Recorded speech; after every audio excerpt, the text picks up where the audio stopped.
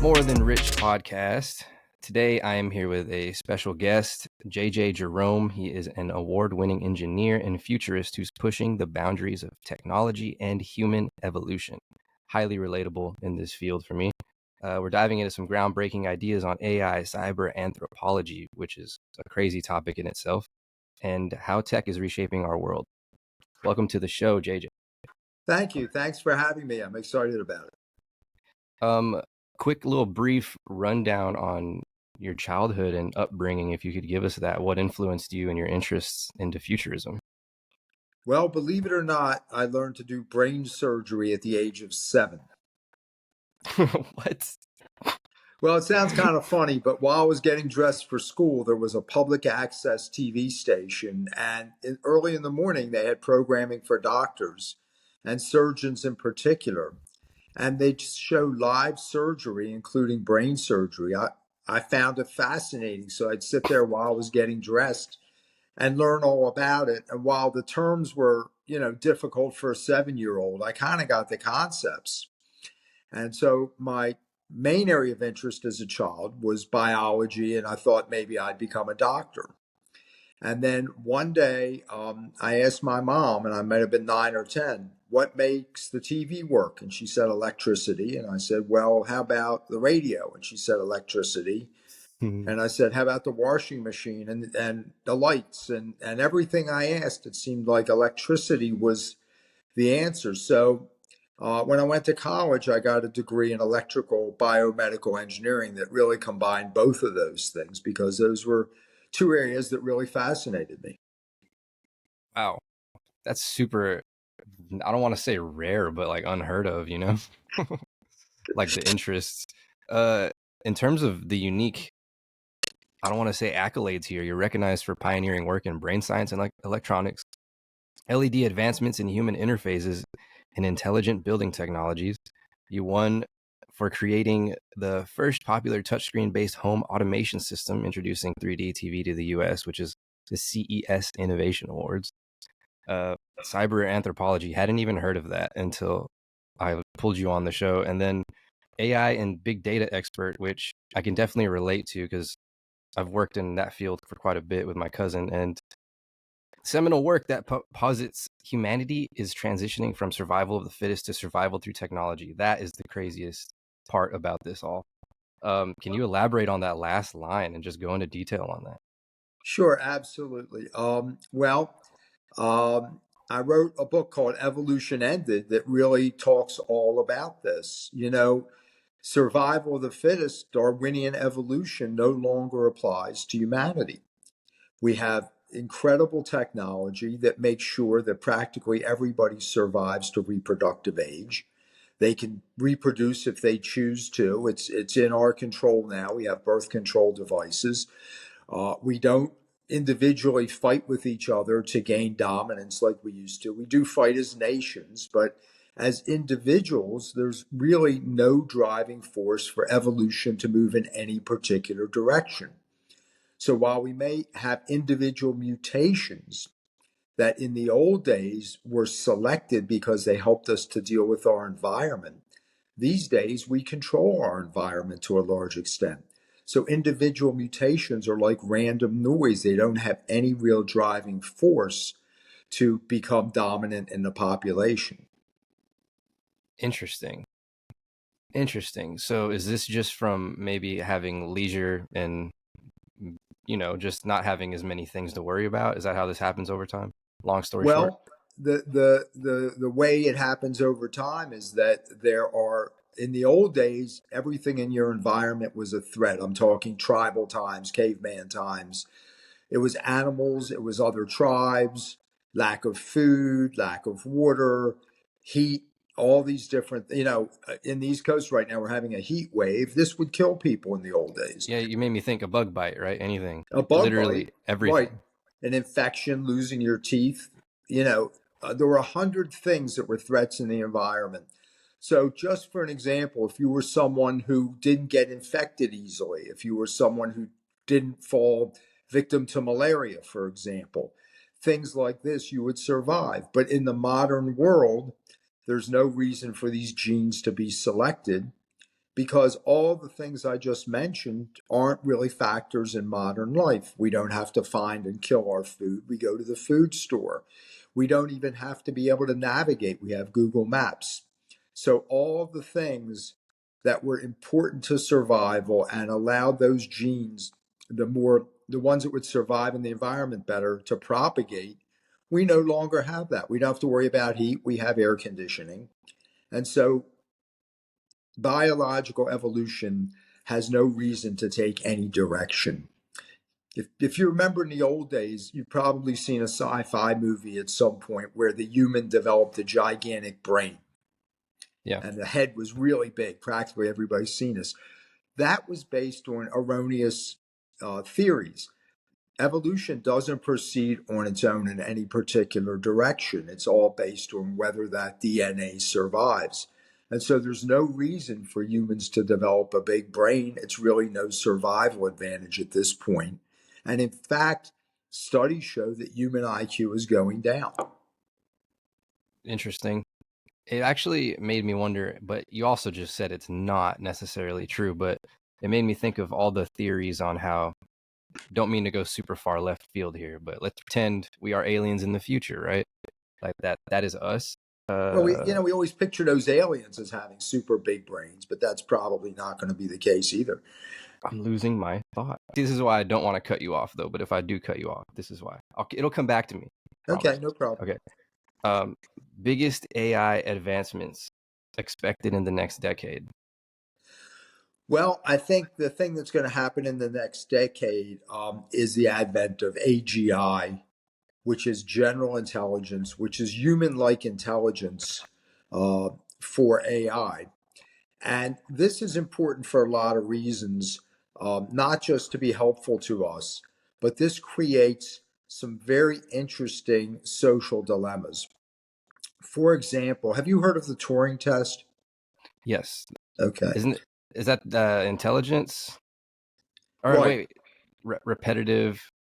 If I'm not mistaken, it's like a retesting over and over.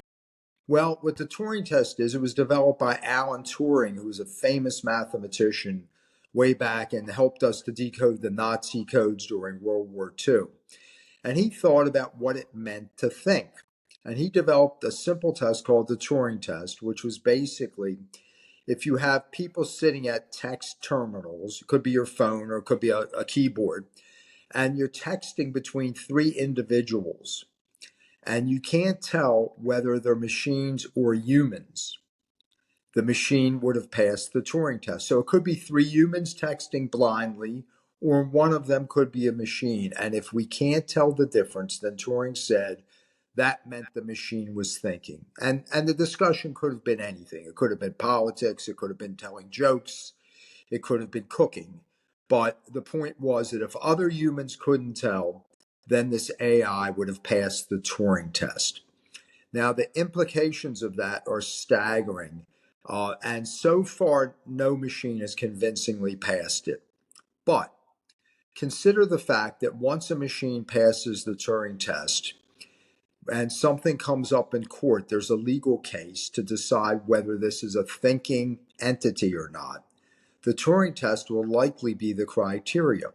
And once the legal system decides if AI is a thinking entity, and if they say that it is, based on the Turing test, then we will pretty much have to grant AI all the rights and responsibilities of humans. Oh no. This means the first thing that it means is that we won't be able to turn it off because it'll be tantamount to murder. Robots have rights. Robots have rights. And as a society, the most important legislation or court cases we're going to be facing is going to have to do with what rights AI should or shouldn't have. And again, we have two choices. If we grant it all the rights of humans, then it can be very dangerous as well. On the other hand, if we don't, are we creating a new class of slaves in a nation that can't even handle racism as it is? Wow. Yeah, no, the implications. Can you go into detail on that? I can't even begin to think about it. Sure, I can go into more detail. So think about let's start out with an easy example. Let's say there's an AI avatar that would be my children's grandmother. Let's say my mom is long past, but we have retained an AI that looked at all her individual videos and read her emails and her social media postings, and basically has taken on a very similar personality, very similar speech patterns. The look on camera would be almost exactly the same. And my children, her grandchildren, every day are told stories interacting with this AI avatar. And if for some reason I wanted to turn it off, my grandchildren or my children might take me to court and say, no, we want grandma. She's living to us. And the court may say, this avatar has to live forever because we don't have the right to turn it off. Then what might happen is my grandchildren or my children might like her so much they might decide to leave her inheritance. They might decide that she's the one who's going to babysit for them. She might decide to put her in charge of a company. And you can go through the whole thing. Maybe this avatar should vote. I mean, why not, right? The avatar maybe meets all the criteria for being president, born in the US, right? Not a felon, all these things. Where do we draw the line? And so it's a very interesting situation. But the downside is if I break the law, you can put me in jail. How do you punish an AI for breaking the law? Let alone a corporation. Jeez. Exactly. And what's crazy is I'm pretty optimistic about it. Like, I feel like this is the best time in technology to empower ourselves. So it's kind of equally, I don't want to say terrifying, but the fact that it can just be used against us so easily too at the same time. Mm-hmm. And we're pretty passive, you know, they're not going to hype it up anymore because why would they hype it up? Mm-hmm. It's not to their advantage, if in a sense. And I also feel like it's gotten dumbed down recently. Mm-hmm. So, No, I agree with and you. there's no incentive to improve it unless there's competition at this point. Mm-hmm. No, I agree with you. I'm also an optimist. I think it's going to be a very valuable tool and has been. I mean, I think we all pretty much use it to some extent these days.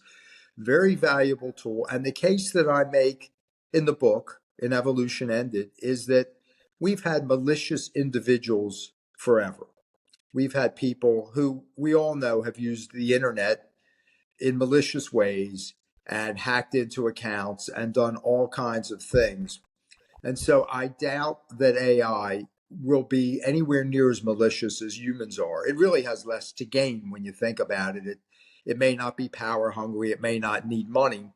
So we have all these malicious humans who may use it as a tool, but I don't think in and of itself it's going to be malicious and try to end humanity or do bad, enslave us or things like that. I just think it's going to give humans a better tool to use. On top of that, it made me think all of those sci-fi things are going to be created a lot faster. Whether it's like AR, VR, entertainment's going to be on a whole nother level. Like self-immersive experiences are probably around the corner at this point. And not just that, there's incentive to keep us docile and, you know, um, occupied with everything but educating ourselves. It's very interesting that we don't teach future in school, but we teach history, you know? That's a super interesting point. I've never heard anybody say that before, but I think it's amazing that you said that. And just to digress or diverge a little bit, it turns out that we don't teach very much in school that people actually use on a day-to-day basis. We don't teach finance. We don't teach, how to get a car loan. We don't teach how to advance in your career. We teach a lot of skills that for the most part are conceptual but not useful on a day-to-day basis. And I think through AI to some extent that's going to fall away. I don't know about you, but everything I learn these days, I practically learn from YouTube. For Mm-hmm. example, I'm starting with pickleball now, and I've used a regular pickleball pro, but I find it easier for me to just go to YouTube and learn it. And so To some extent, with AI having all the knowledge of humanity available at our fingertips, why are we going to need the universities anymore? Why are we going to be willing to pay, unless it's a specific skill like engineering or medicine, why are we going to be paying $20,000 or $30,000 a year to look up something that we could just ask ChatGPT to tell us, right? And I feel like university enrollment's going to go down because the value of knowledge is going to be less. It's not as valuable if I know more than you do about a topic, because with AI, you can learn about it very quickly. Is this where the value of super niche subjects are going to come into play? And maybe this leverages the power back to creators, where professors are more valued now for their uniqueness and their, maybe their super unique curriculum, for example. Those who have that probably will be very revered and valued, but I think their knowledge is going to be incorporated in some way that it can be distributed widely, not necessarily by going to their school. So there's a lot of online universities today who hire professors to give their courses. But I think you're right about the unique part, because right now, AI is a statistical processing engine, the way it works. And it takes our language, for example, and finds the most likely outcomes, the most likely sentence structures, the most likely reported findings based on statistics. And those people who are unique or have a unique viewpoint probably will be more valued. I can't tell you how much more fun that I have, to the point where I'm thinking of different ways to use it all the time. Mm-hmm. Like, I wish I could be teaching people, because I know that if I could give them the same feeling that I had when I first discovered it, and it's like, yeah, I can do that and so much more, that if you set something off in somebody's head, it's like a whole nother level of empowerment or self belief, in a sense, because I can't go into detail on how much, like, it gave me a new drive and motivation. Yeah, it's This really unbelievable. So when I wrote the book Evolution Ended, I had an artist in Nigeria do my book cover. And she took some stock art, we licensed it, and she put text on it and did some Mhm. things. So I wanted to revise the cover slightly, and I contacted her. And this was 2 years ago now. And I said, hey, do you have that original licensed art? I want to make a slight change.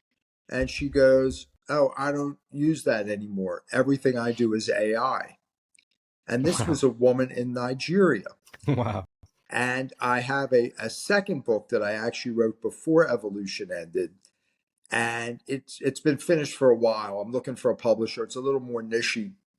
And I have regular illustrations. And now I'm going to go back and do them all through AI. It's That's I know will be genius. better. Yo, for sure. And you have a reference point as well. Mm-hmm. And And you can ask, how can this be better? Now apply those changes. absolutely, yeah. No, you can ask it to compare. I mean, it's a tremendous technology, but the implications to humanity are absurd. And it's not just AI; it's all of technology. So, if did you have a question? Now, I was gonna say, and it made me think about third world people being empowered by it. Like, if you Mm-hmm. had, people that are using mud and dirt under their hands with GPT-4, what is the potential of, I got a home now? Well, let's talk about mud and dirt and the old tribes, right? For sure. Every one of us, our ancestors were in some kind of a tribe, regardless of what continent you lived on. It's really Hmm. ubiquitous. And the reason tribes existed is that they were the ideal breeding ground for evolving DNA.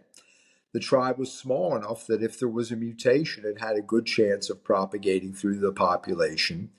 They were big enough that genetic diseases wouldn't be a problem.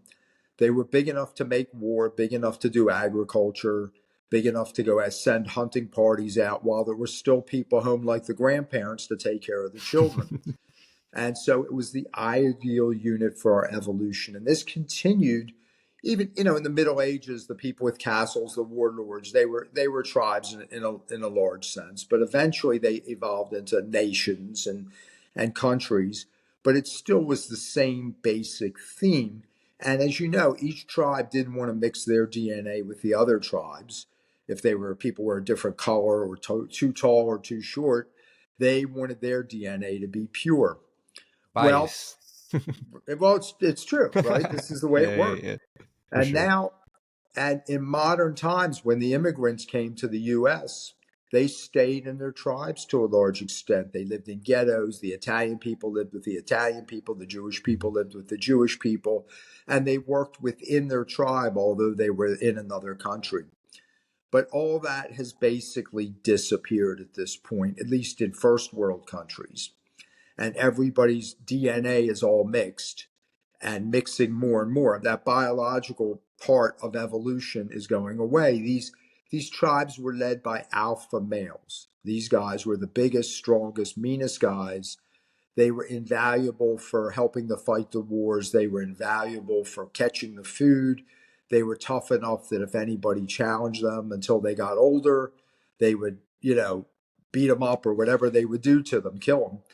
And these were the leaders, and there was a hierarchy under the alpha male. There was the head guy, maybe he had some lieutenants, maybe he had a witch doctor, but this was a hierarchical structure. We don't live that way anymore. And now we're all becoming even nodes on the network through social media, through podcasting. Everybody has a say now. We're not just following the biggest, And strongest leader. and a cell phone. And the cell phone, right, and social media. And so social media is our new tribes, or media is our new tribes. We're influencing each other without having to be big and strong. We're heading towards an ant colony mentality, an ant colony structure where strong leaders are not the situation. We're working together more or less as equals, collaborating and building societies that way. But it's a giant change. And if you look at even how humans look, okay, if you go back to the 1960s in America and you look at some old photographs, the John Kennedy era, you saw people who were trim, fit, attractive. They were still working on that model. Attracting a mate was important, attracting power through the way you looked. These days, not so much.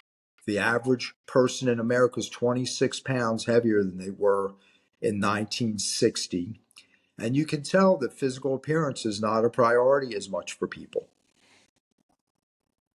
It's crazy. It's funny. You also made me think, are ants socialists for a second? I guess they are. And it's not so much socialism versus capitalism, although you would think that, but it's more not having a dominant leader, getting your leadership from other areas. Who are people that are really leaders now? In the political parties, we do have that alpha male Donald Trump.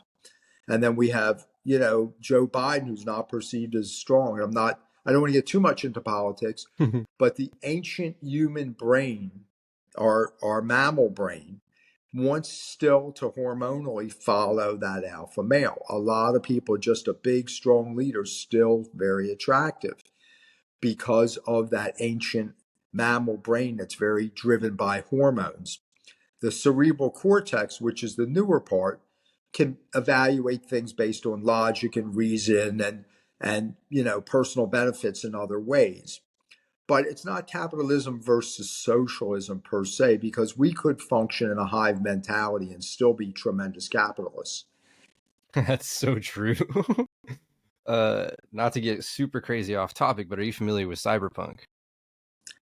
To some extent, The not only a reason lot. only reason I'm bringing it up is because in the game there's cybernetic enhancements to their bodies, Mm-hmm. and that is what I feel like is the coolest, most exciting part of the future. Like, dude, if I had legs where I'm jumping 3, 4, 5 times the height, do these things kind of entice you at all? Maybe supervision, does anything like that? And is it closer than we think? Well, it's pretty close because Elon Musk has his Neuralink. I'm sure you've heard about that. And that's one of the early work in home automation that I did. I was director of something called the Future Home Institute, and it was designed primarily to help people with disabilities.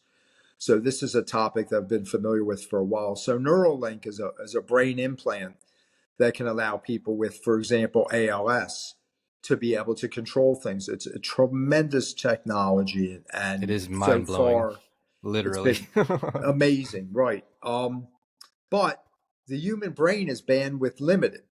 So we can only process data so fast. So these visions people have of directly connecting their brain to the internet would not be much of an advantage Hmm. because we we can only process auditory information maybe 4 or 5 times faster than we do now. If you've ever Ah, listened to a book on tape wow. and sped it up, right? You just made me think, can we increase the rate at which we can comprehend? Wow.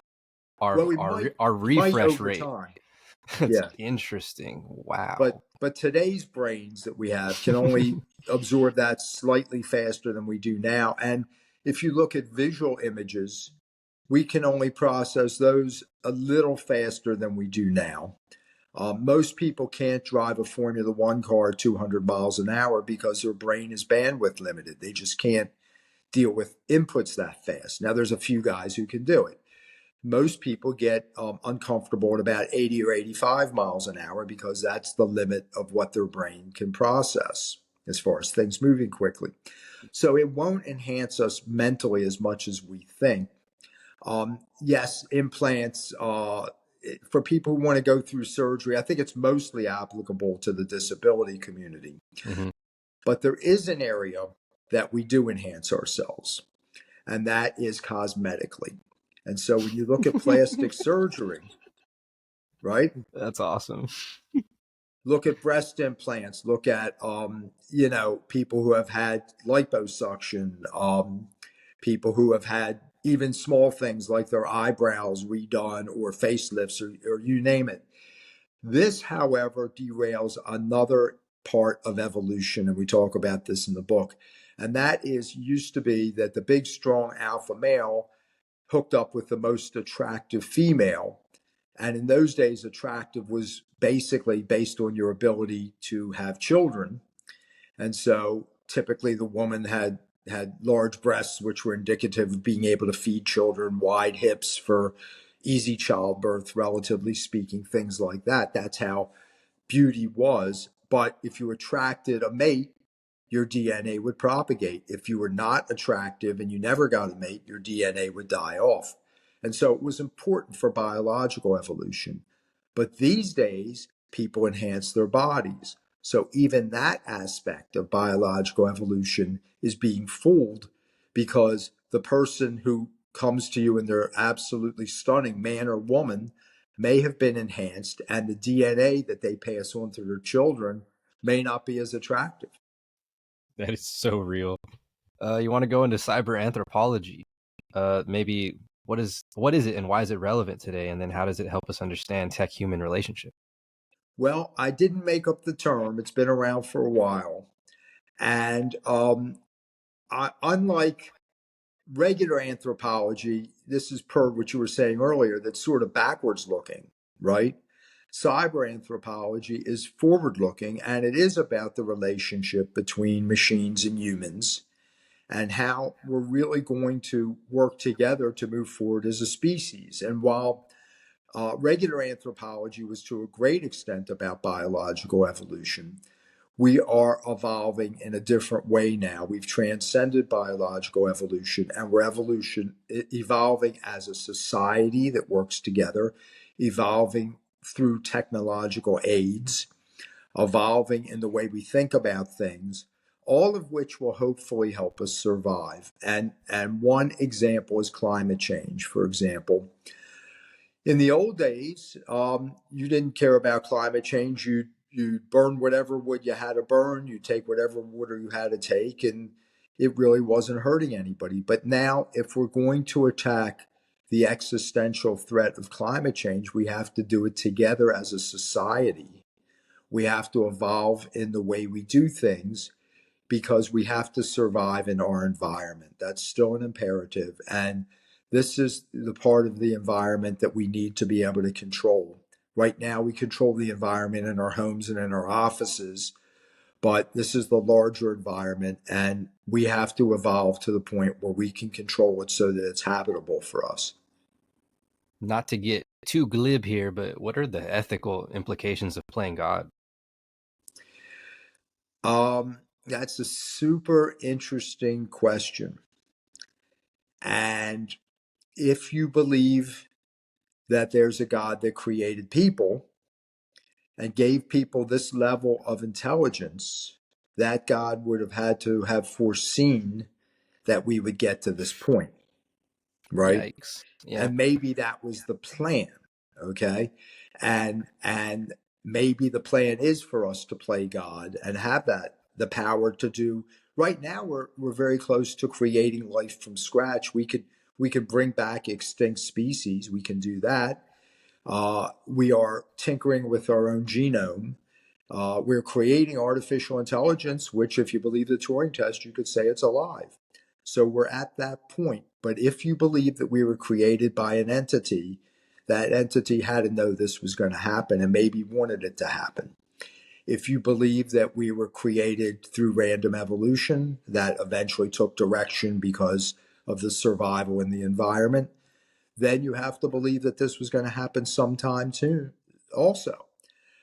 The difference is that we're changing our model of evolution, whether it's created by an entity or created through evolution. The model is changing because of our advanced technology. Here's another outlandish one. I don't know if you believe in the firmament, but how could AI help us with that? Could it break through that? I don't know enough about it to say. Interesting. Practical implications of AI. What are the most promising practical applications of AI today, and how can AI help solve global issues like climate change? You talked about that, but maybe also healthcare, for example. Mm-hmm. I think the most immediate one is to some extent healthcare, childcare, education.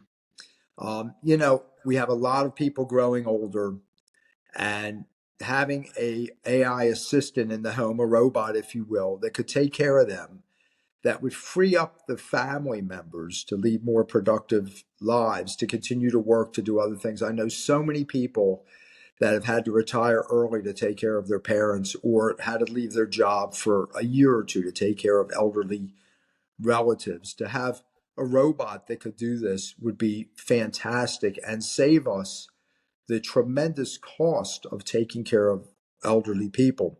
Similarly, childcare is the opposite end of the spectrum, but still the same problem. A lot of people can't work because they have to take care of their children.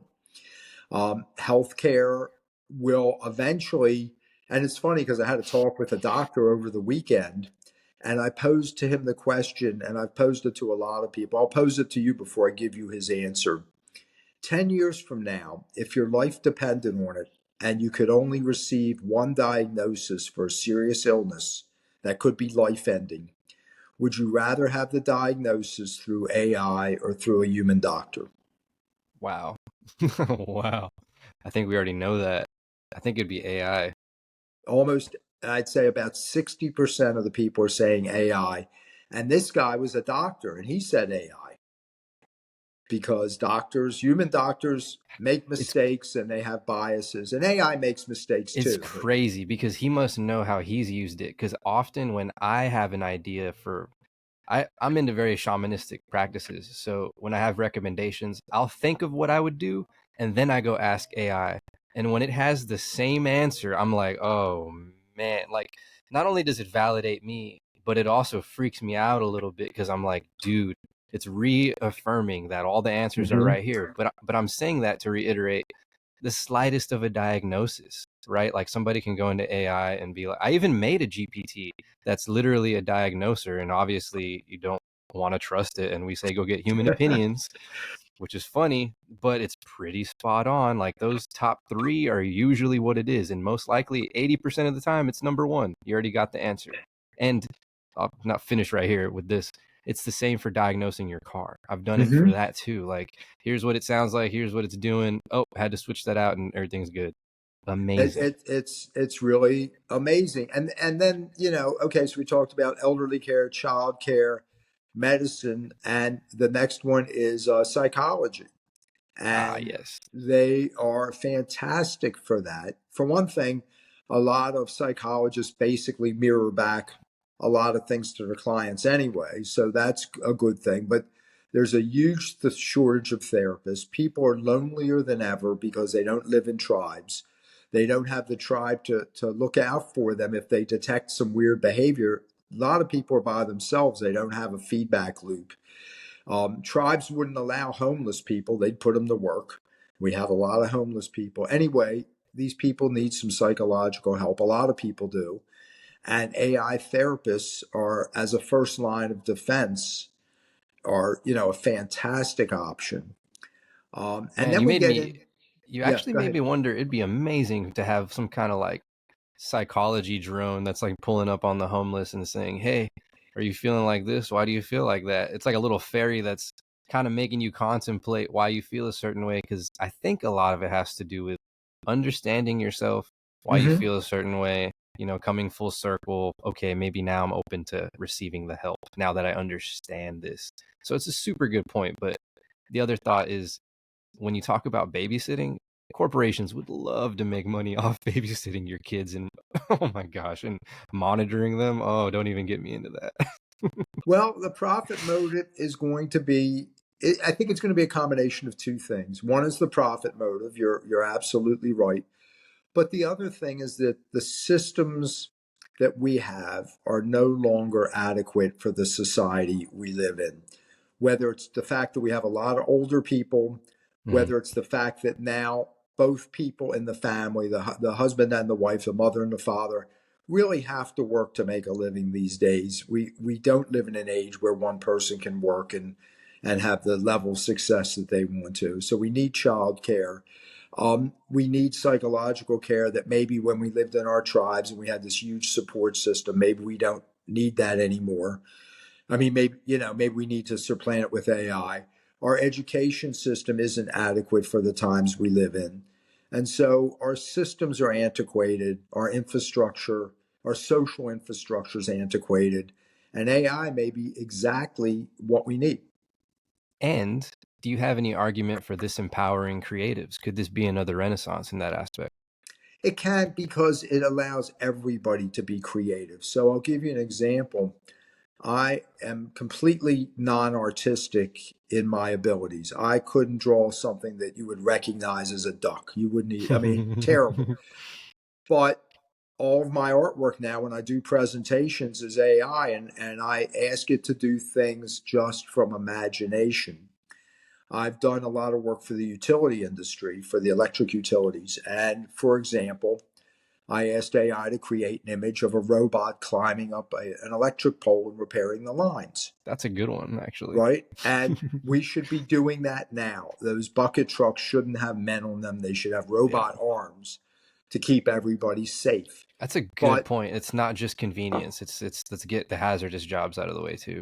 exactly, but I could make that piece of art in about 30 seconds, through the Microsoft package DALL-E, Hmm. and it was beautiful, and everybody loved it. I could get my image across. If you're not a great writer, you can use AI to write a book to get your ideas out, and so it enables everybody to be what they want to be. One of the greatest things about AI is that you're no longer bound by your DNA. So in the old days, if you weren't a big, strong alpha male, you had no hope of being a leader. These days, if you use AI and if you use social media, you can be a leader. You can be a thought leader. You can go in the regular media and be a thought leader. Look at Oprah. You would never in tribal days think that Oprah would be a thought leader. Look at her. And yet, through her ability to communicate, not necessarily AI, but her ability to communicate, she's one of the most influential people in the world. And this is where we're heading, where people's ideas and their presentations will be the influential part, not their physical appearance. I find it a little ironic too. You can tell me if you've noticed this, but I feel that analytical people have had the most pushback against it when they could actually benefit from it the most. I think you're pretty right on there. I think the analytical people realize the dangers and realize, because the difference between analytical people and people who are less analytical is that prefrontal cortex of their brain. So I was talking earlier about the brains that we have in our head, and the midbrain is based on hormones. It's all emotions. And the emotions are created when you have cortisol released or oxytocin. There's a number of them. Oxytocin makes you feel good and loved. For example, cortisol is a stress hormone. But there's a number of hormones that get released, and neurotransmitters, serotonin, and other things. And that's how mammals' brains think. They don't think far in advance. Your dog, for example, super happy to see you. It's all hormones. And those hormones work almost instantly. Analytical people have an advanced cortex that wraps around that midbrain. And in particular, the prefrontal cortex is the part that computes what's going to happen in the future. It allows people to worry. It allows people to say, oh my God, if the Supreme Court did this, now it's going to do that. It Uh, allows people to say, well, AI is really neat, but what if it gets in all the systems and gets the nuclear launch codes, for example? Those are the analytical people. Oftentimes, people who are very social ostracize them, the engineers, mathematicians, physicists of the world, because they are not in sync with them emotionally. I back to the doctor question. I asked a friend of mine, I said, how do you pick a doctor? And she's a very emotional person. And she said, I pick the doctor based on what my friends tell me. If they say it's a good doctor, that's who I'm using. And I said, well, are you interested in what they specialize in, or what their outcomes are, or what type of surgeries they specialize in? And she goes, nope, I listen to my friends. ow. Someone who's more analytical is going to look them up, see if they went to Johns Hopkins, see, the fact that they have a great success rate with their surgeries, that they specialize in certain things. We are like this, and people almost always make their decisions hormonally, especially less analytical people. They see something that looks good to them. They see a leader who's big and strong and has a robust voice, and they want to go with that person because they're big and strong. They don't have the ability to, or the time to, analyze all the policy implications. And so what people like this often do, and most people, almost everybody, is they make their decisions hormonally, and then they justify it through their analytics. They go, this is why I did it, but it's really just justification. Interesting. That makes a lot of sense, actually. I kind of want to go into AI developing consciousness. Mm-hmm. Will it develop consciousness? What are the implications? But before we go into that, my cousin and I would go into these arguments about how he says it's not possible literally in this dimension. It's just large language models. And then he goes into how we need to be able to test what is pain, and how that's impossible in itself, because you have to be aware of when you can't be aware of somebody hitting you to test that response, but there's no way to not be aware of that test being applied to you, in a sense. So it's just weird conundrum. Mm-hmm. But what are your thoughts on this? Like, is it possible? Is it not possible? I actually believe AI will develop consciousness, and pretty soon. And it's based Whoa. on um, the following reasoning. Well, for one thing, let me give you the counter argument first. We want to believe we're unique, and we don't want to believe a machine can take on consciousness, because that's something we think is unique. So I want to leave it there, that first of all, we don't want it to be the case. But the way these neural networks work, that neural networks are the basis for AI, is exactly the same mathematically as the neural networks in our head. The nervous system that we have that has synapses, and the synapses gain sensitivity with use, is exactly the same model that these GPUs are using when they create AI. So if the model is the same mathematically, I don't see any reason why it can't happen. And we talk about consciousness, which is self-awareness. If you've ever spoken with any of these models, they have some level of that already. Okay. If you say to ChatGPT, tell me about yourself, he'll say, well, I was created, 2 years ago by OpenAI, and I work through neural networks, and maybe I run on the Microsoft servers. It knows who it is, okay, in some ways better than we know who we are, okay? It says, I can't talk about this, I can't talk about that. Now, when you talk about pain, if you took an AI robot and broke its arm off, while it may not feel pain in the way we do, it's going to know that it's damaged, assess the damage, and probably not be too happy about it, okay? And so I'm not sure that we're as unique as we think we are. Yeah, when the robot's mad at us, we're like, wait, what is this? You're not supposed to feel. What is this? Well, That's feeling interesting. is our neural network sending us signals that something's not right. So there's the physical pain, which is just easy to replicate in the sense of that's damage. Pain Then is a there's the code. emotional pain, which is the hormonal part, and could probably be replicated, but they won't have the same hormonal pain. They probably won't get depressed, but I just remembered my idea from way earlier. Okay, okay. this was the alien thing.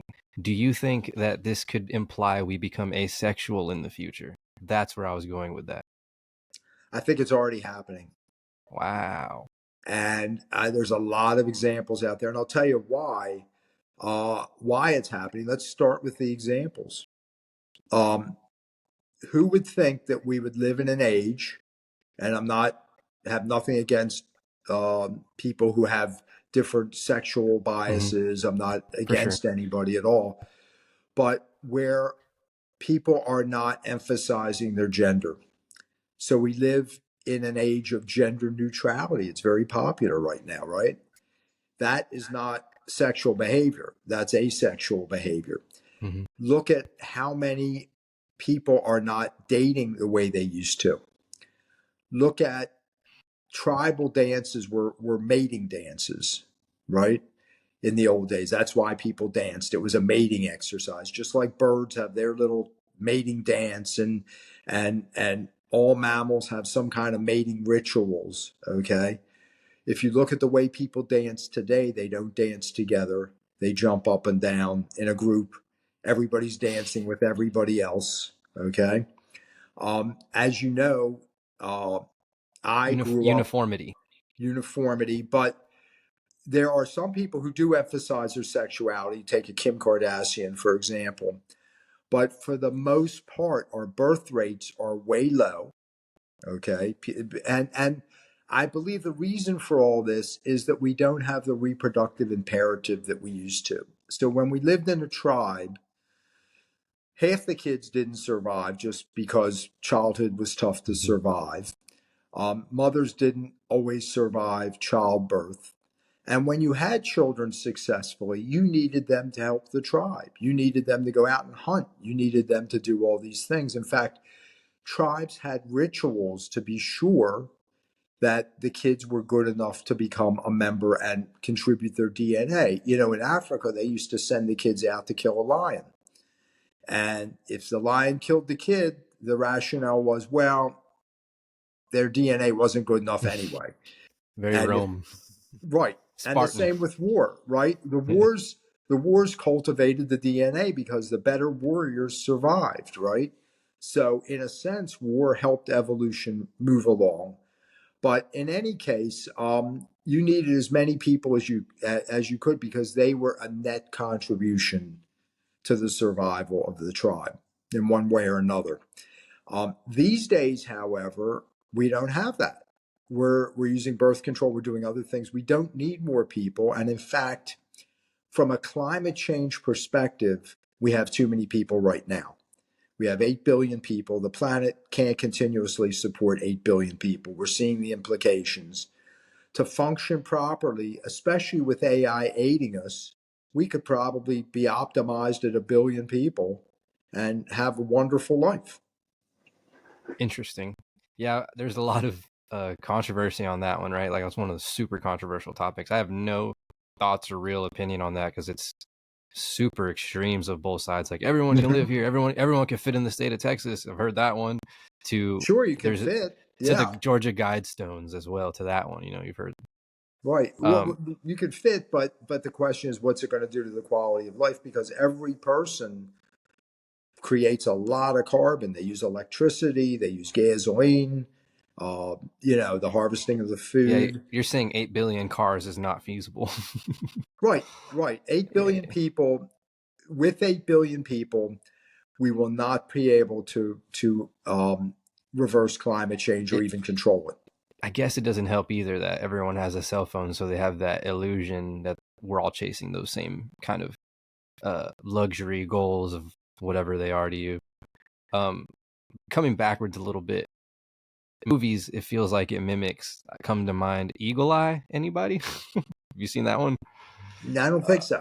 You got to see that. It's with Shia LaBeouf. Basically, one neural network controls everything. One all-knowing AI, and it really feels reminiscent to that one. And then Minority Report.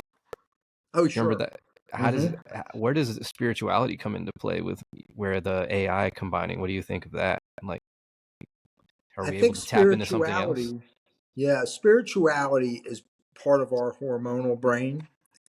And you can say that if you believe in a creator, that creator communicates with that part of the brain. Or if you don't believe in a creator, you can say that that part of the brain is there to give us hope, to give us something to follow. I Wow. think humans need direction.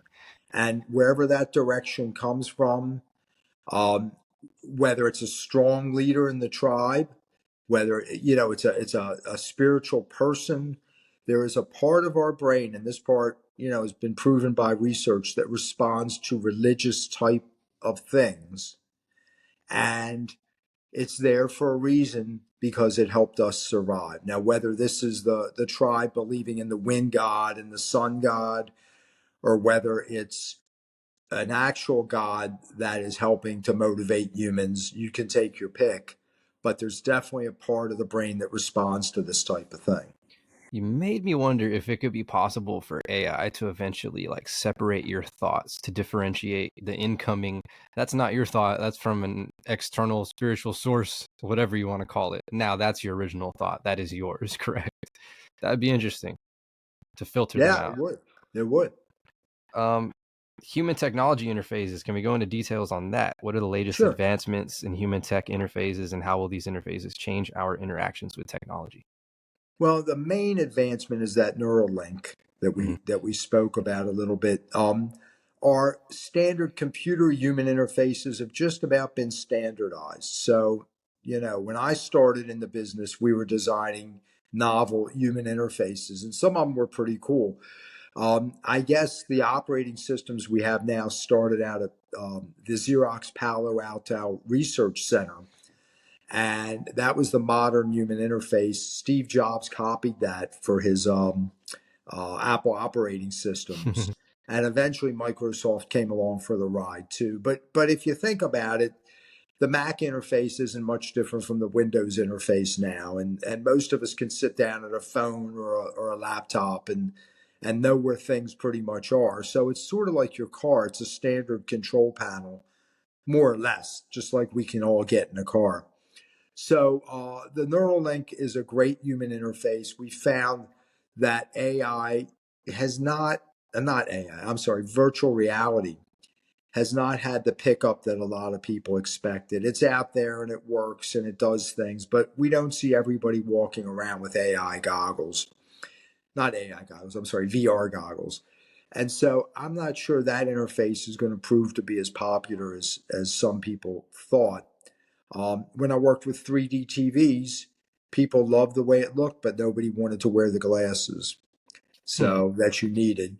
I Um, think I I think it'll have to be more computer like, to be honest with you. Like it'll be more Mhm. advanced. It'll be AR, not necessarily VR. Like we'll need to be able to interact with it in our daily, seeing through Mhm. it. Yeah, but these giant headsets don't seem very enticing for every day, all the time, 24/7. No, they don't. And so, I feel like for people with disabilities, there's going to be a lot of great um, mechanical and electronic interfaces. I think the rest of us are going to want to be pretty much unencumbered. We may do earbuds or things like that. I think we want our whole visual field available. I don't think we want to wear things on our faces, not only because it's not really that comfortable, but we want others to see our faces. And we don't want to walk up to somebody and them see VR goggles on our face. And so I think we're not going to see that much. I guess you call it cybernetics, like you might think. But we will have all this AI around us to aid us in so many ways. And so even if we're not wearing VR or AR, glasses, there'll be some flashing light or something that'll happen to warn us of danger that'll be AI controlled. Our cell phone will probably vibrate in our pocket to tell us something's up, whatever it is. I just don't think we're going to be like you see in the movies. You remember the Borg from Star Trek? Yes, yeah. I don't think we're heading there. While we may be heading to a sort of a hive mentality, I don't think we're going to be cybernetically enhanced to any great extent. That's interesting. One of the papers that I wrote, tinyurl.com/coding compassion, talks about a lot of these things. And the main one that you talked about that I can relate to was being able to take care of older people, though. So I'm Mm-hmm. curious how you think this actually mimics real life, like the fact that you don't want to feel alone, and you may be ironically like pushing back against the only thing that'll keep you company in a sense. Like you may not even believe it's real, but I don't know. At some point, do we just accept it because it's entertaining us, um, educating us? Absolutely. And I think people will accept it pretty easily. Um, my dad passed away about 3 years ago, and he had a caregiver. And the person basically sat in the chair and watched him watch TV and things like that. They had a lot of conversations, but you could certainly have that with a chat bot. And I think we will accept anything that makes us feel good. So whether it's a caregiver that's AI, a psychotherapist that's AI, even a partner, a life partner that's AI. And there's been a movie or two about this, where if you had a virtual girlfriend or boyfriend that was super agreeable, that made you feel good, that made you feel smart, that made you feel like you were funny, that might be preferable to having somebody who gives you a hard time. Yeah, and then just drilling down on the asexual part even more so. That's true. And I really think if you look at our population, it's declining super quickly. Hmm. We're going to need AI to take up these jobs because we're not even near replacement level. And it's the same in Europe and really any other first world country. Are you? I mean, I'm optimistic about jobs being created, but is it going to be nearly enough to replace what's going to go in that aspect? Well, again, because of our declining population, I feel like it will be. Even today, since COVID, it's been very hard to fill positions in companies and even harder to find people who are really qualified. But through the tools, through software, through Microsoft Office, through the internet, you don't have to be as qualified as you were. I'll use the example of medicine that we talked about, that you can look things up. Look at engineering. Very few engineers do any real math anymore. It's more a matter of doing something on a CAD system, or even AI helps to write code, right? So there's going to be less and less skill necessary, but more productivity. But finding somebody who's good at writing code's hard these days. Finding somebody who's good at anything is hard these days. And part of it is population decline. The other is the education system decline. There's a statistic that said 15 years ago, people who went to college's IQ was about 110 to 115, which 100 is normal. And now it's 101. So, Wow. yeah, that's quick. That's quick.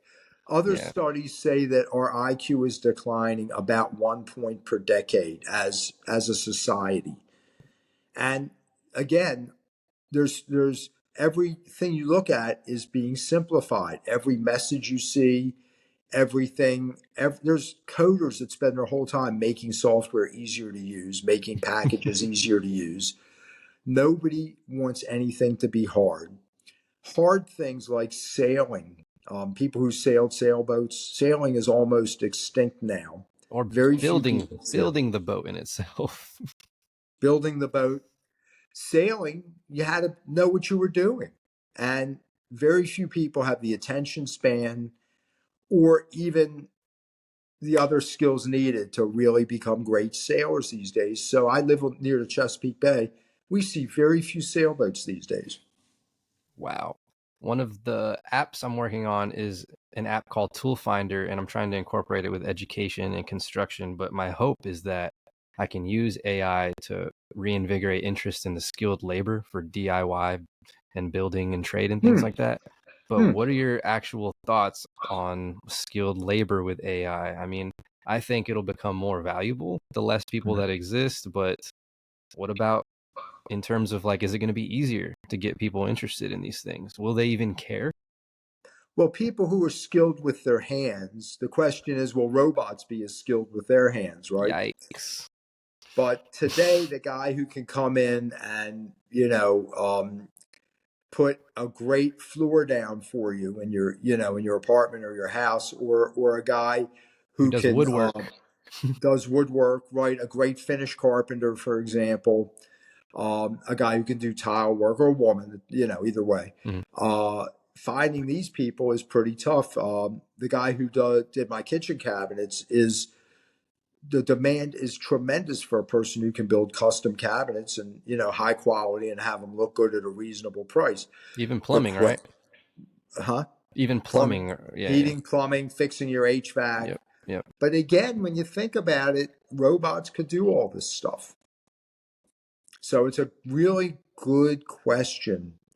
Will we be able? Some people have said that we're going to need a universal income for everybody because there may not be enough jobs out there. But if productivity is high enough, it'll be okay, because if the United States, for example, can still be a net exporter of uh, chips, microchips, of kitchen cabinets, of um, other things, movies like we are now, but let's say we can make the movies 5 times faster and cheaper because of AI. If we can still, as a nation, export a lot of stuff, we still will be a prosperous nation. And individual jobs maybe not as many. Wow. It makes me wonder if maybe the future is trying to empower people to be their own business in that aspect. But then, yeah, even more scary because the competition, differentiation, like it's a lot to think about. Right. Traditional communities and technology. How is tech impacting traditional communities, and how can it help preserve cultural heritage while we're modernizing? Well, that's a great question. That goes back to the tribes, right? And the we've lost a lot when we've lost our tribes, and that's whether it's the Italian tribe, the Jewish tribe, the Irish tribe, you pick, whatever. But we lost that family, we lost that social normalization. So the tribes would set the social standards. The tribes would say, "Hey, stand up straight," whether it was your Uncle Louie or whoever it was. Hey, you got to work. You can't sit around. Hey, you don't fool around on your wife. Hey, all these different things. This is how you treat your kids. They and the whole community enforced it. I'm not a huge Hillary Clinton fan, but she said it took a village to raise kids, and in truth, it did. If you want to give them all the great social norms that you want them to have, and to teach them things, you need all that. Um, so excuse that thing. Good. So, but the tribes have now broken up. We're taking jobs all over the country, all over the world. We're sitting in our living rooms doing our jobs. We don't feel the need to live near our families anymore. even into the 1950s, very few people would move far away from their family. Now, none of my friends' children live within 80 or 90 miles of them. It's crazy. So the tribes have broken up, the families have broken up, and the culture has as well. The immigrants would all speak a second language, their native language. They would they would infuse their tribal traditions, whether it was bocce ball if you were Italian, or whether it was Passover if you were Jewish, or Christmas if you were Christian. But these were all family rituals and holidays that every culture had. You would dress a certain way. You would talk to each other a certain way. And all of that is becoming homogenized and not talked about. So, unfortunately, it's something that we're losing. I think AI could help you in some ways to say, if you're a Jewish person, and say, I want to do a Passover Seder. It's a lost art that we haven't done in generations. Can you tell me how it's done and show me some videos? It may not be AI, but I think the fact that all of this stuff is immortalized in our media could help bring some of this back, because it's valuable for family bonding, for human bonding, for, again, learning about our social sacred norms and our sacred values, whatever it is for your particular culture. Yeah, I think it's important even just to understand human nature in some sense, no? Like you can develop more empathy for every human in the world in that aspect. And you can appreciate, hopefully, other cultures. I think one of the big things that's happened is I think we're less dogmatic. So, for me personally, I am very happy. We went to Bali, the island, years ago, and they have a totally different culture. We found it fascinating and just really great to watch how these people did everything from birth to death, and the various belief systems. But it was a warm, inviting culture, and I think if we could just appreciate that every culture has its ways of celebrating the same things that we all enjoy. It's just a different way of doing it. I think we're all richer for it. What's crazy about that is that's just one culture too. There's a lot on this planet. Mm-hmm. And we're richer for having them, What was really. just briefly, what was most unique about that? Like what did you find? I think the most unique thing is when somebody passed away, it was a big celebration. They took the coffin. Well, it really wasn't a coffin, but they put the body up on like stilts, and they Mhm. carry it above their heads, maybe 8 or 9 feet above their heads. They'd carry it, and they'd have a parade. And and this is probably fairly new, they all wore T-shirts with the person's face on it during the parade. The parade would have bands, a couple of marching bands that used the Balinese instruments, and everybody was really happy. And then they take this stand of poles that held up the body, and they'd put them in the ground, and the body'd still be up, maybe 8 or 9 feet. And then they set the body on fire to cremate it while everybody watched. Well, that's a Whoa. lot different than what we do here. Yeah, for sure. I was just learning recently about like laws for like burying people on your land, and I'm like, God, my life is so complicated. Like, why does that even matter? Right, exactly. But I mean, a lot of people are now choosing to be cremated over traditional burials. The other question with culture has to do with religion. Mhm. And what we're seeing this politically too, but let's talk about the religious part, is we see extremism. We see a lot of religious extremism. And then we see on the other side of the coin people who are abandoning, any sort of religion, and living atheistically, I guess is the best sense. Even if they may believe in something, they're not doing it traditionally. And so we're becoming polarized, and the people who are very dogmatic about the religion are becoming very strong about it. They're wanting it to propagate. They're doing everything they can to push their beliefs on other people, sort of as a reaction to those people who aren't interested in it anymore. Same thing politically.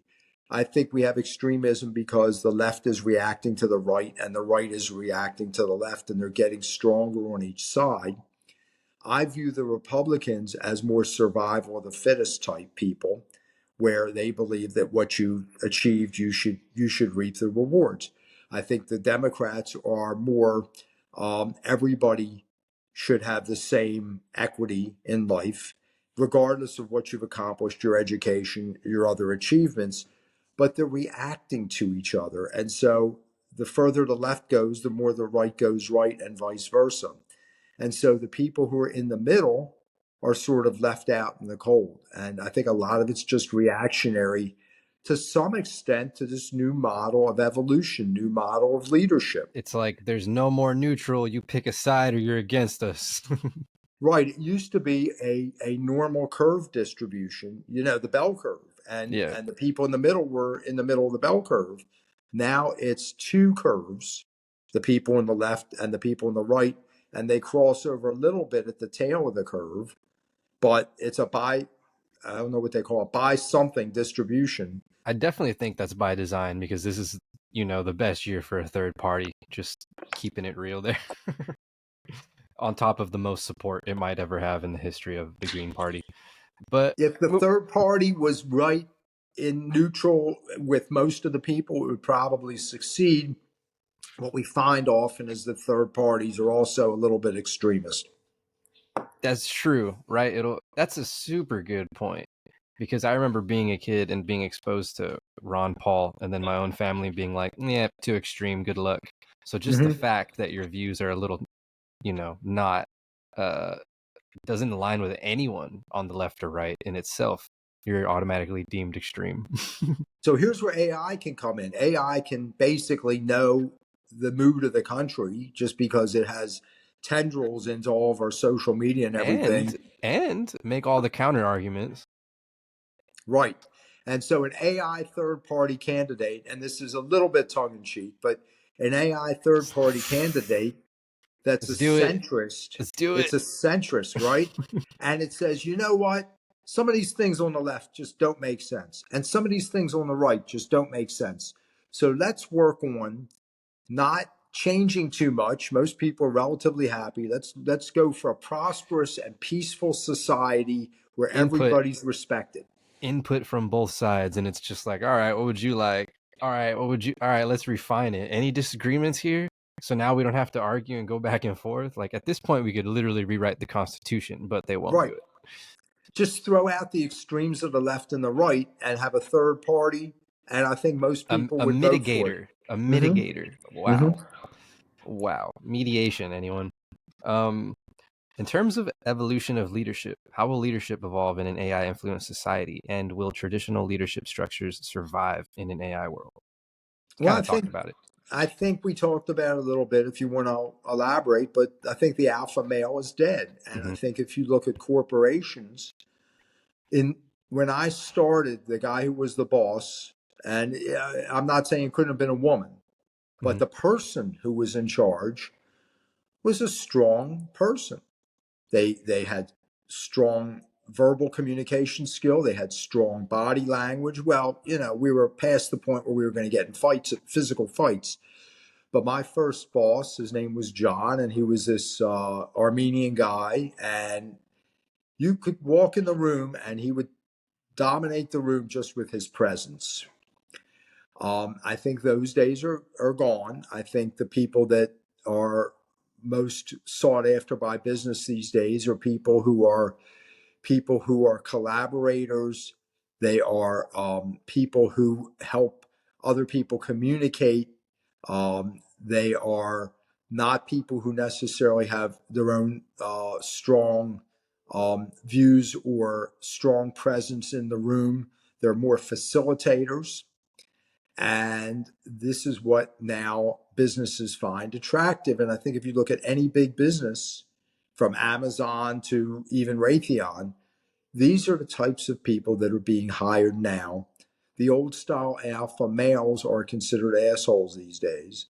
And the leadership is well in the process of changing. And it's not only a lot of females now, but it's people of color, people from any ethnic background. They look at diversity as a strength, and that people will lead themselves if they are collaborative enough. So leadership, I think, has changed a lot. I think in the politics world, there's a lot of people still following the strong alpha male and the form of Donald Trump or Boris, whatever his name was in England, or Netanyahu in Israel. Mm-hmm. And then there's others who are a little bit less strong leaders who have the trouble in elections generating the enthusiasm at this point. What about original thought? Because that one comes to my mind a lot in terms of how that can like restructure and transform industries. Is that a possibility with AI? Oh yeah, and the other thing that's coming up is quantum computing, and it's even more of a possibility there. And I'll tell you why in a minute. Um, AI probably isn't going to be that original because the way it works, it's trained on the knowledge of humans. And so statistically, it's going to pick a popular answer. And unless it's programmed to do so, not likely to be particularly novel. Quantum computing, on the other hand, is designed to pick an optimal solution out of many, many, millions of possibilities. It's designed, if you said, I want to build a rocket to Mars and I need to know how much fuel it should carry optimally, where we're trading off the weight versus the thrust, and there's a lot to be optimized. Quantum computing could do that pretty well, maybe with a novel solution, because theoretically it's looking at all possible solutions. But I think there will be a lot of novel things eventually to come out of it. Kind of like making new paths in a sense that haven't been okay. Then it's Right, definitely it's already doing that then. right. Making paths that none of us have thought of, folding proteins in an infinite number of ways, designing products in an infinite number of ways until one of them that nobody ever thought of just pops up. So recently, I discovered that self-driving cars were invented by DARPA in the 1980s. So I'm over here thinking, all right, where are we really in terms of our technology? And are they just rolling this out super slow? What are your thoughts on that? And have we already possibly reached, super advancement of AI and maybe they're just not telling us? Well, I don't think we're there yet, but I think we have some constraints. And the biggest constraint is probably lawyers.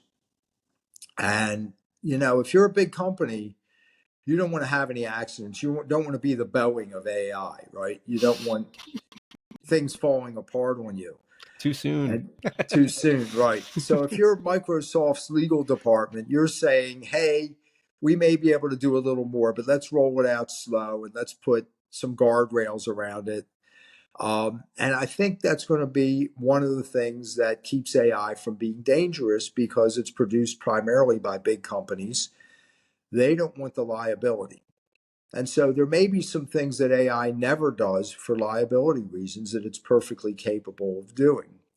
Um, or they label the hell out of it and say it's experimental. Now, one of the things holding AI psychology back, and there was a segment on 60 Minutes only last night about it, is that they don't want the liability if someone commits suicide or someone does a mass shooting.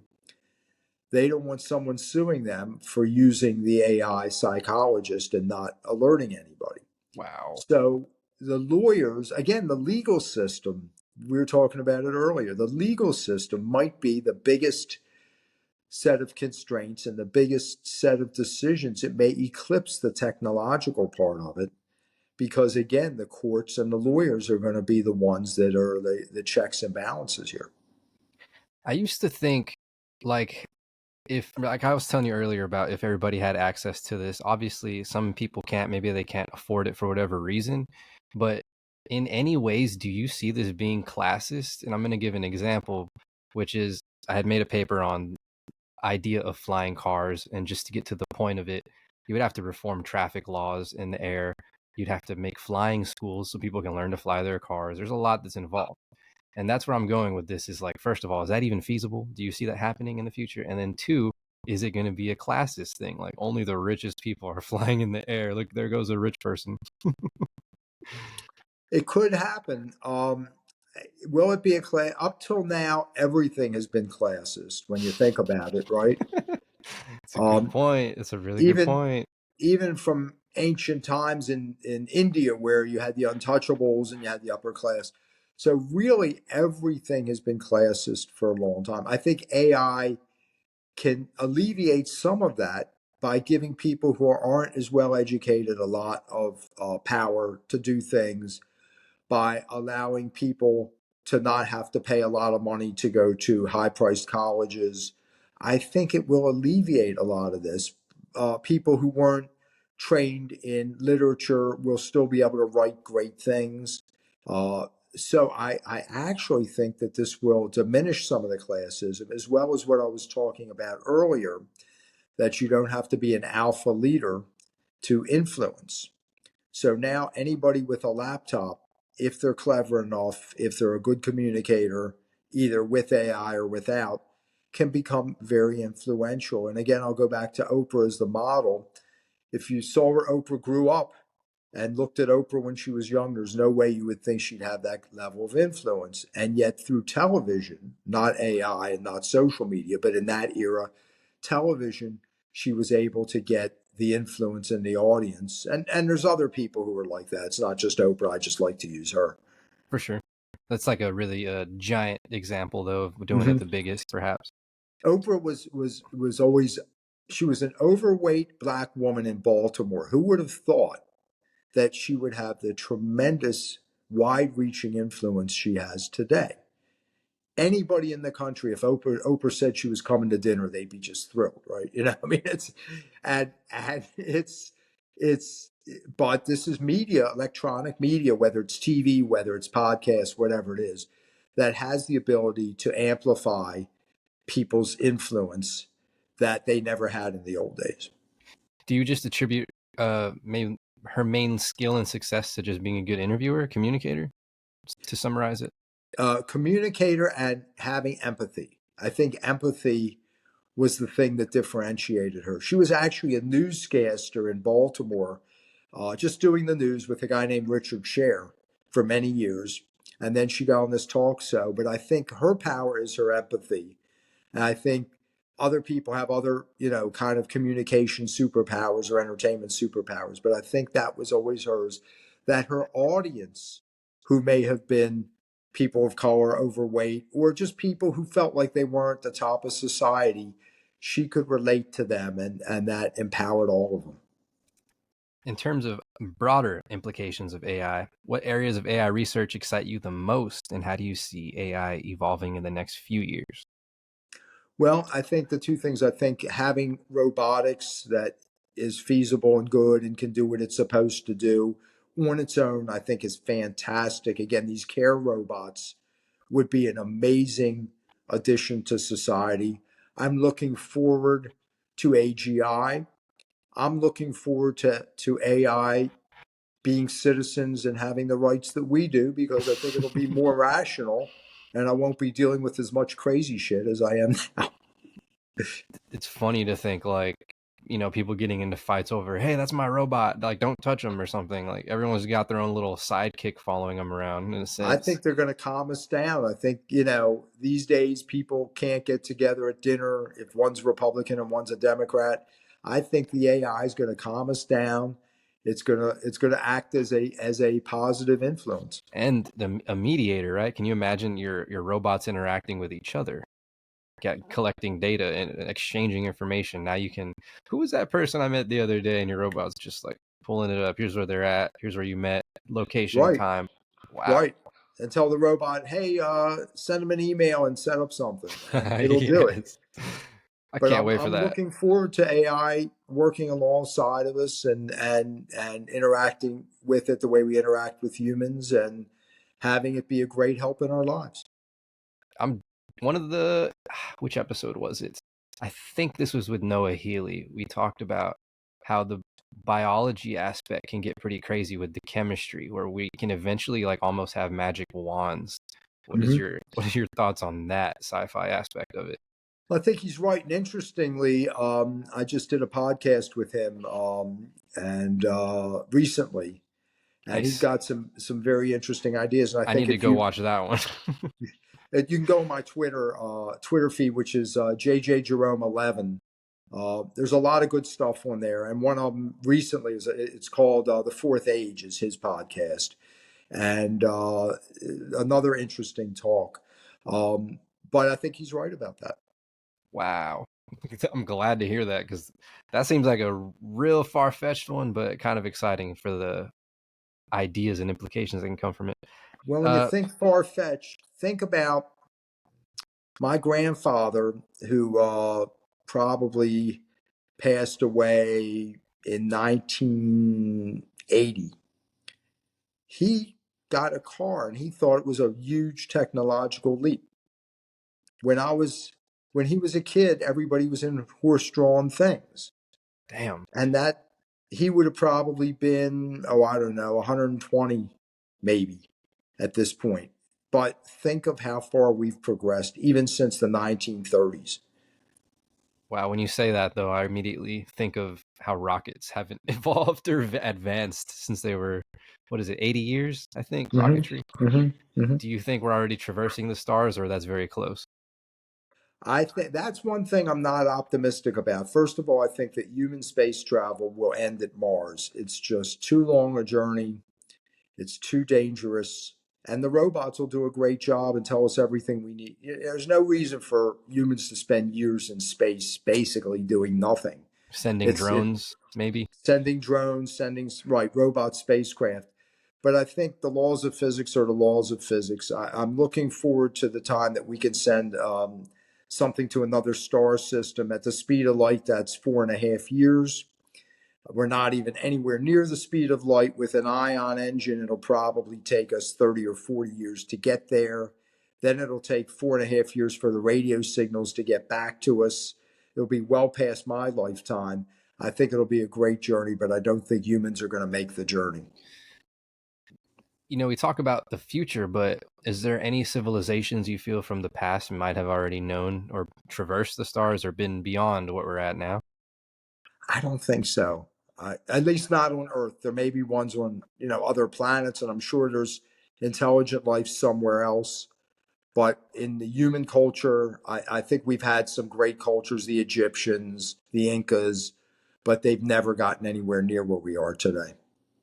Wow. That's a good perspective because, most people do say that. That is the common consensus. What recent AI advancements are most groundbreaking? I think the ability that has come out with Soya, is it Sora? Soya? Sora? Sora.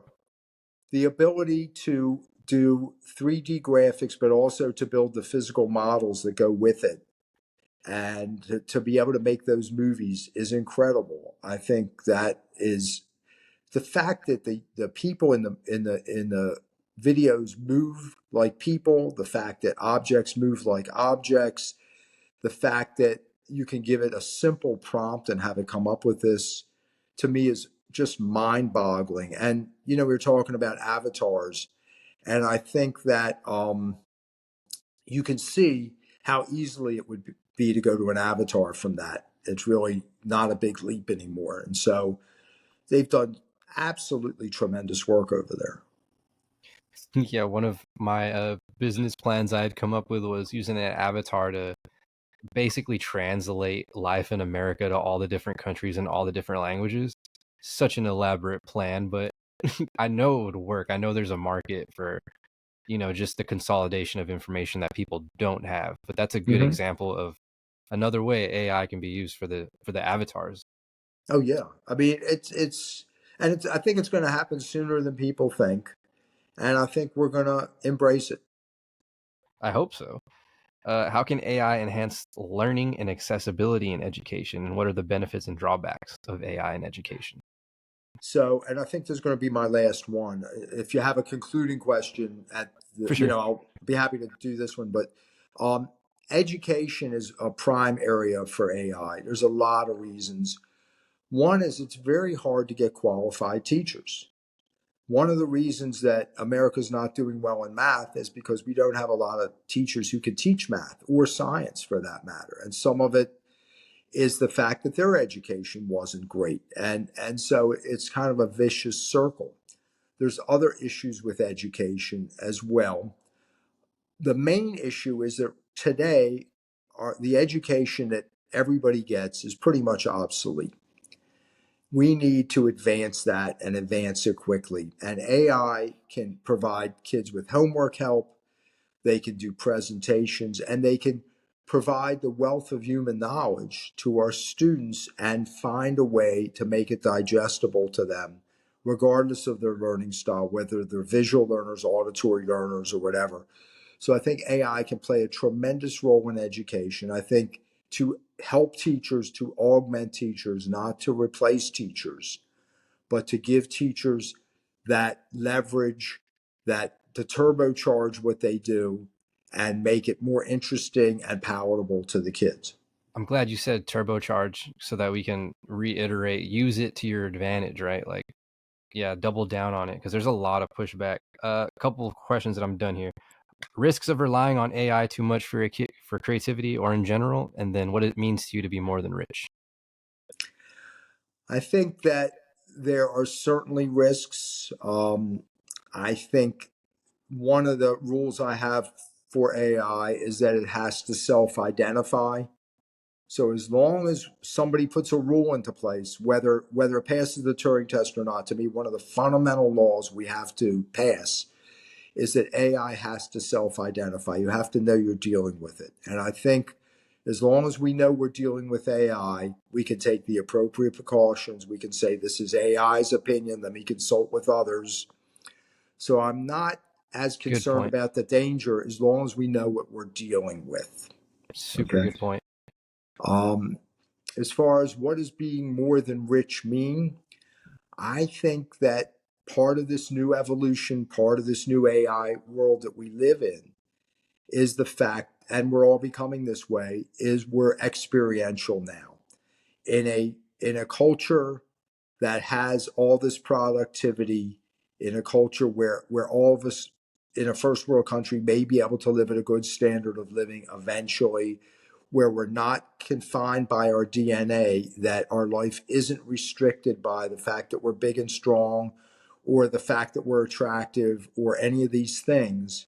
We now can be anything we want to be, and that's being more than rich. If you want to be an author, you may need AI's help, but you can get your ideas out there. You want to be an artist, you want to be a musician, you're not constrained by the fact that your fingers aren't as mobile as maybe somebody else. So we can express our ideas, we can be who we want to be with the help of our technology. And I think it's a very liberating thing for everybody not to be held in place by their DNA. Amazing. Great answer there. How to find you, where to get your work, any social media? Go ahead. Twitter, just look up JJ Jerome when you search. My website is jjjerome.com. The book Evolution Ended is available in ebook and audiobook and paperback, and Amazon's where most people get it. Or just Google me up, JJ Jerome. A lot of stuff comes up. Awesome. Loved it. So much information here today. We'll be in touch when this is out. Appreciate your time today. Thank you. It was a good interview.